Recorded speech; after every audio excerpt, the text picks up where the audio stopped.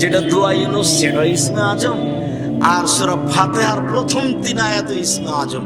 আলহামদুলিল্লাহি রাব্বিল আলামিন আর রহমানির রহিম মালিকি ইয়াউমিদ্দিন। বাস,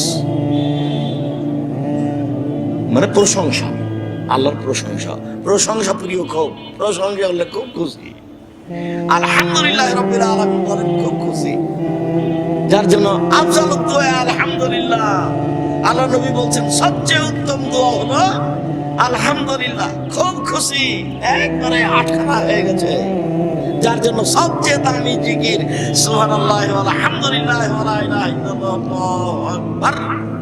যার কারণে সবচেয়ে ভারী আমল সুবহানাল্লাহ ওয়া বিহামদিহি সুবহানাল্লাহিল আযীম। এগুলোতে কি আছে বলেন তো? ওর প্রশংসা আছে, প্রশংসা আছে। খুব খুশি, প্রশংসা করলে খুব খুশি। যার জন্য প্রশংসা দিয়ে কথা শুরু করতে হবে। তখনও বলবো হ্যাঁ কি